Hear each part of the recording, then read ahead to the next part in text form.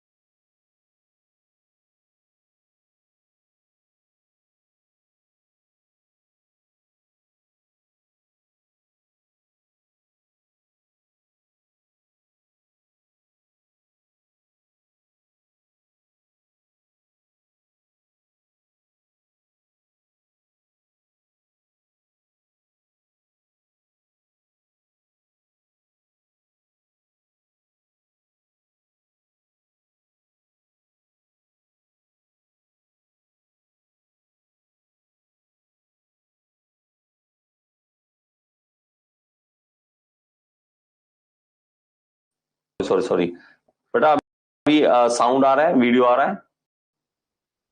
Sound और video आ रहा है, बता देना एक बार। साउंड और वीडियो क्लियर बेटा? वो कोई कनेक्शन में एकदम से कट हो गया था बीच में, कनेक्शन कभी आता नहीं है, ऐसा प्रॉब्लम कभी आती नहीं है। प्रिंस सुतार, हाँ जी बेटा, आ रही हो आज बेटा?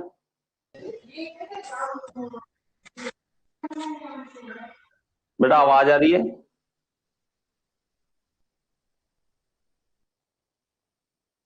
Okay great, thank you. चलिए बहुत अच्छी बात है। 30 डिग्री बिफोर टीडीसी होता है बेटा। देखिए पिस्टन जब नीचे की ओर जाता है तो सक्शन करता है, फिर कंप्रेशन करता है, और जब कंप्रेशन के बाद हम कहते हैं कि हमारे पास इग्निशन होती है, लेकिन वो 35 डिग्री पहले ही हमारे पास इग्निशन करना स्टार्ट कर देता है। चलिए आगे। which sorry, below stated statement is incorrect about reservoir of heat. It has a constant temperature, मतलब reservoir और heat के related कोई line इसमें से गलत है। It has a constant temperature. It is also known as thermal bath. It has an infinite heat capacity. या there exists no real heat reservoir. तो इसका right answer क्या होगा? ये लीजिए बेटा 42 का ABCD। चलिए इसका राइट आंसर बता दीजिए। थोड़ा स्पीड अप करेंगे, आंसर स्पीड अप बताएं बेटा थोड़ा सा।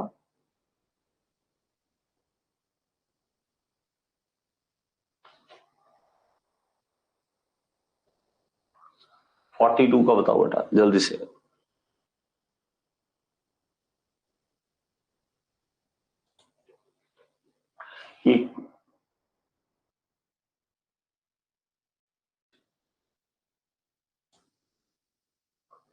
चलिए आगे।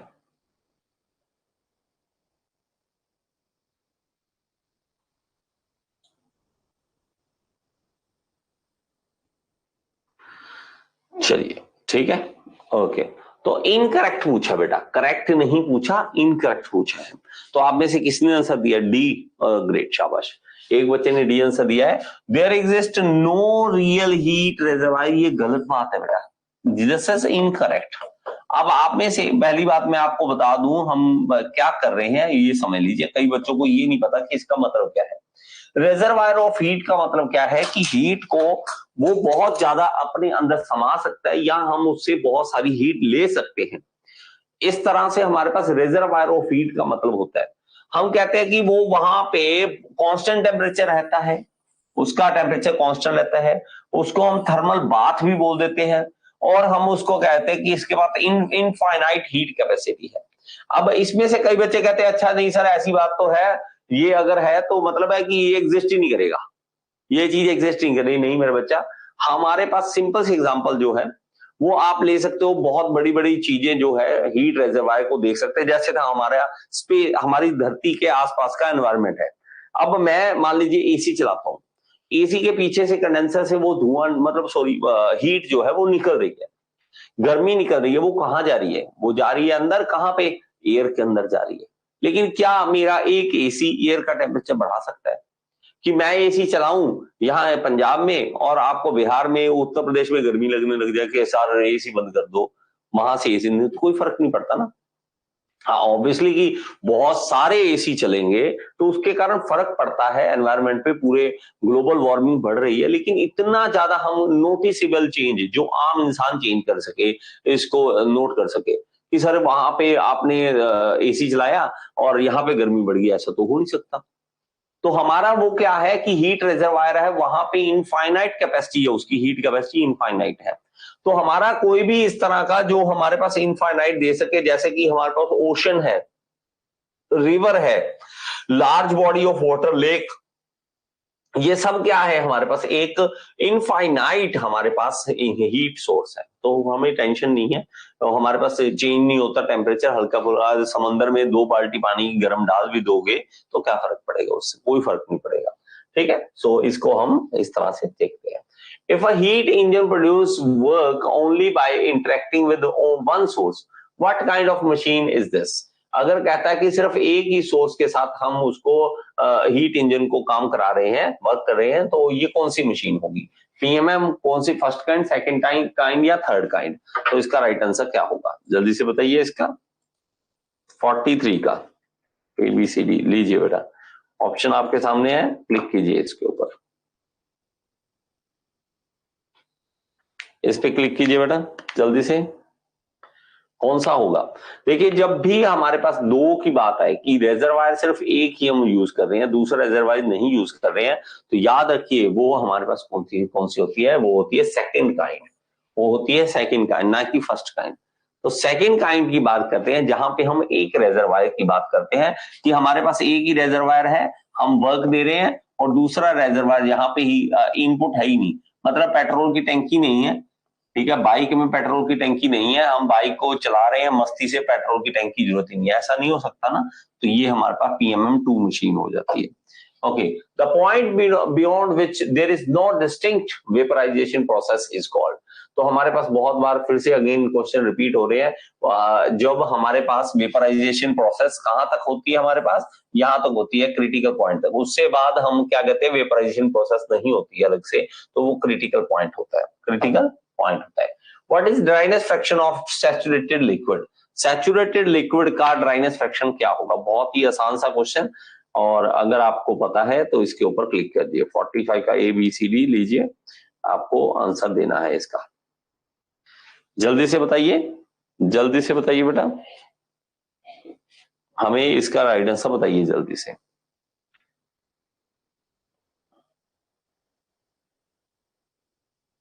ओके ग्रेट, तो इसका राइट आंसर क्या होगा, 0। तो हमारे पास ड्राइनेस फ्रैक्शन क्या होगा, उसका 0 होगा। तो हमारी लाइन जो होती है वो कहां होती है, ये वाली सैचुरेटेड लिक्विड लाइन यहाँ पे होती है, और सैचुरेटेड लिक्विड यहाँ पे होगा, तो एक्स कितना होगा, यहाँ पे 0 होगा। चलिए आगे, ओके चलिए आगे चलिए। Which statement represent the steady flow energy equation for a boiler? Boiler के लिए स्टेडी फ्लो एनर्जी इक्वेशन कौन सी है, इसमें से आपने यहाँ पे आंसर देना है 46 का। ओके लीजिए ABCD, और ऑप्शंस हैं आपके सामने, जल्दी से बता दीजिए, क्विक क्विक, थोड़ा जल्दी करें बेटा, आंसर जल्दी करेंगे तो हम आगे बढ़ेंगे। ओके ग्रेट, तो हमारे पास क्या होता है कि हम जब देखते हैं, हमारे पास क्या होता है, यहाँ पे बॉयलर है, हम क्या कर रहे हैं, इसके अंदर सिर्फ हीट दे रहे हैं, इसमें कोई भी वर्क डन नहीं होता, तो जहां पे वर्क डन की वैल्यू आई तो वहां तो टेंशन ही नहीं है, हमें वो गलत है, हमारा वर्क डन तो होता ही नहीं उसके अंदर। इसके अलावा वेलोसिटी इसके अंदर कोई भी नहीं होती, वेलोसिटी यहाँ पे हमें जरूरत ही नहीं होती कि भाग रही है चीज, तो वेलोसिटी वाला भी गया, एक रह गया सिर्फ एंथैल्पी वाला। जब हमारे पास क्यू, पहले पानी की एंथैल्पी H1 थी, जब यहां से स्टीम बन के निकली उसकी एंथैल्पी H2 होगी, तो H2 माइनस H1 कितना हो गया, Q। जितना Q डालोगे उतनी एंथैल्पी बढ़ेगी, सो B is the right answer. चलिए, what happens to COP of heat pump when the temperature difference between source and sink is increased? source और sink के डिफरेंस जो है वो इंक्रीज कर रहा है, तो हमारे पास क्या होगा, COP of heat pump कैसे होगा? 47 का ABCD ऑप्शन आपके सामने है, जल्दी से क्लिक कीजिए इसके ऊपर। COP of heat pump when the temperature difference between source and sink increase करता है, तो COP heat pump डिक्रीज करेगा, first decrease then increase, first increase then decrease, या इंक्रीज करेगा, तो इसका राइट आंसर क्या होगा? तो मेरे बच्चा हम देखते हैं, तो COP of heat pump, COP of heat pump, तो वो हम देखते हैं, तो हमारे पास क्या होता है, डिजायर्ड इफेक्ट। डिजायर्ड इफेक्ट क्या, higher temperature, higher upon higher minus lower temperature, ये देखते हैं हम। अब मेरे बच्चा वो कह रहा है कि हमारे पास डिफरेंस, और ये देखो आपस में क्या है, इनवर्सली प्रोपोर्शनल, ये क्या है, डिफरेंस है, ये इनवर्सली प्रोपोर्शनल। अगर हम इस टेम्परेचर को बढ़ाते हैं डिफरेंस को, तो COP of heat pump decrease कर देगा, बस सिंपल सी बात। हमने इसी तरह से करना है। अगर आप रेफ्रिजरेटर की बात करोगे ना, आप कहोगे सर ये तो सिर्फ हीट पंप का है, तो रेफ्रिजरेटर का क्या होगा, तो रेफ्रिजरेटर का भी सेम ही होगा बेटा, COP ऑफ रेफ्रिजरेटर जो होगा सेम ही होगा, ये लोअर अपॉन हायर अब माइनस लोअर होता है, तो ये भी हमारे पास अगर इंक्रीज करेगा तो ये डिक्रीज करेगा। तो आपको COP का पता होना चाहिए कि COP का किस तरह से चलेगा। नेक्स्ट देखिए question, heat engine performs a work of 100 kilo joule, और कह रहा है कि हमारे पास 100 किलो जूल का हमारे पास वर्क हो रहा है। The efficiency of engine is 50%. What will be the amount of heat rejected per cycle? तो हीट रिजेक्टेड कितना होगा, चलिए इसको बता दीजिए। 48 का लीजिए बेटा, आपका ऐसा ऑप्शन है, इसको क्लिक कीजिए। 150% है, हीट रिजेक्टेड कितना होगा, ओके जल्दी से बताइए। Heat engine performs a work of 100 kilo joule. आसान है क्वेश्चन तो आसान है, ज्यादा मुश्किल तो नहीं है, जल्दी से बता दीजिए। हो गया बेटा, चलिए आगे चलें। देखिए हमारे पास सिंपल सी बात है कि हम एफिशिएंसी देखते हैं। सबसे पहले तो एफिशिएंसी होती है work done upon heat input, input कितना किया है। अब हमारे पास एफिशिएंसी जब देखोगे तो 50% है, 50% का मतलब हो गया 0.5, और ये वर्क डन हम देख रहे हैं तो हमारे पास कितना है work 100 kilo joule, 100 kilo joule. और ये क्या आ गया हमारे पास क्यू इन, ये इधर ले जाइए बेटा और इसको इधर ले आइए, तो हमारे पास क्यू इन कितना आ जाएगा, ये डबल आ जाएगा। 100 है, ये 0.5 नीचे आ जाएगा, मतलब ये 2 बन जाएगा, 1/2 है हमारे पास, 2 बन जाएगा, तो ये कितना बन जाएगा 200 किलो जूल था इन हो गया, क्यू इन हो गया। इतना किलो जूल एनर्जी जो है वो हमारे पास इन हो रही है। लेकिन हम आउट की बात करें तो आउट कैसे देखें, तो आउट हम देखेंगे हमारे पास, मतलब हमारे पास क्या है एफिशिएंसी दोबारा देखते हैं। एफिशिएंसी जब दोबारा देखते हैं वो कैसे देखी जाएगी, वो देखी जाएगी कि इन कितनी हुई और आउट कितनी हुई, अपॉन हम कर देंगे इन, तो इन कितनी हुई, आउट कितनी हुई, और साथ में इन कितनी हुई, इसका डिवाइड कर दीजिए। क्योंकि इन पता है 200 है, आउट हमें पता करना है, और ये कितना है 200, और इक्वल टू क्या आ जाएगा एफिशिएंसी, एफिशिएंसी क्या है 0.5, बस 200 को इधर ले जाइए बेटा 100, तो ये इधर चला जाएगा, क्यू वाला वो वाला इधर आ जाएगा, तो हमारे पास कितना रह जाएगा क्यू आउट रह जाएगा 100, क्यू आउट कितना रह जाएगा 100। लीजिए बेटा ये तो आप कर सकते हो, कोई मुश्किल तो नहीं है, किलो जूल, तो ये C is the right answer, C is the right answer. चलिए आगे, ठीक है चलिए। The flow through a turbine in a Mollier diagram is represented by, तो कैसे हम रिप्रेजेंट करते हैं मोलियर डायग्राम के अंदर फ्लो थ्रू टरबाइन को, फ्लो थ्रू टरबाइन को 50 का, सॉरी लीजिए ये बता दीजिए फ्लो थ्रू टरबाइन का मोलियर डायग्राम पे कैसे शो करते हैं।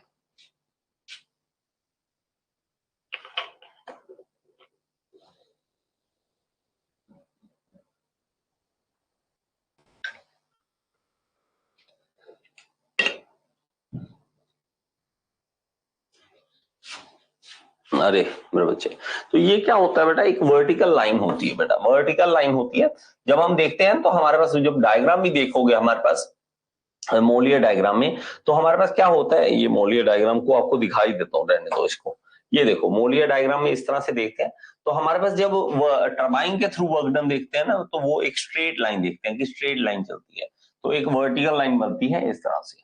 चलिए आगे, dash is present in high percentage in magnet steel, magnet steel के अंदर क्या होता है। अब ये थोड़ी दुविधा ये है बेटा, ये है मटेरियल साइंस। अब मटेरियल साइंस में याद रखना दिक्कत कहाँ आती है, मटेरियल साइंस है बहुत ही वास्ट और रट्टाफिकेशन वाला है, बहुत ज्यादा हमें समझने की बातें नहीं होती। इसमें वही काम करेगा कि जितने एमसीक्यू ज्यादा मटेरियल साइंस के कर सकते हो करो। मटेरियल साइंस के बहुत ही कम क्वेश्चन हमने देखे हैं एसएससीजेई में, ये पहला पेपर है जिसमें आप मटेरियल साइंस के क्वेश्चन देखोगे।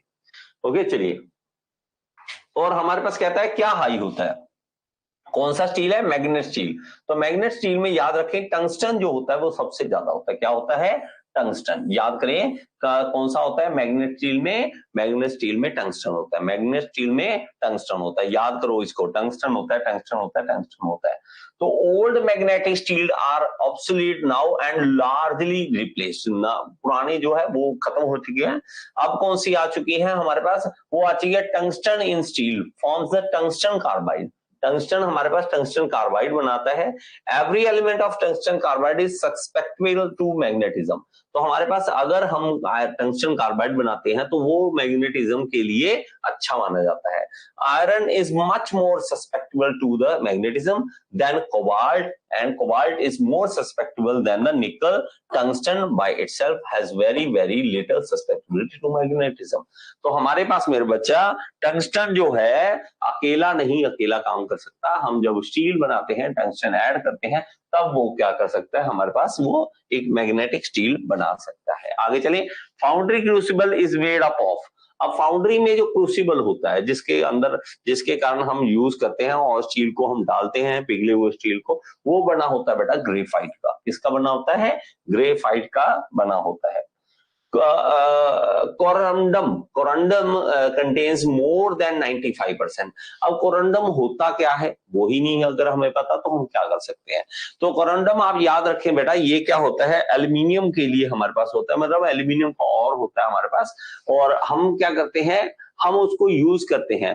जैसे डायमंड बहुत हार्ड माना जाता है, इसी तरह हमारे पास कोरंडम जो है वो एक तरह से जो हमारे पास होता है ना बेटा, ग्राइंडिंग व्हील जो होते हैं उसमें यूज होता है। वो दिखा देता हूं आपको किस तरह का होता है। ये देखोगे आप, पिक्चर आपको क्लियर हो मे बी, ये देखिए, ये जो होता है ये हमें मिलता है कोरंडम, और ये क्या होता है, एल्यूमिनियम ऑक्साइड्स होते हैं। क्या होता है? Aluminium oxides exist in several crystalline forms, many of them found in nature.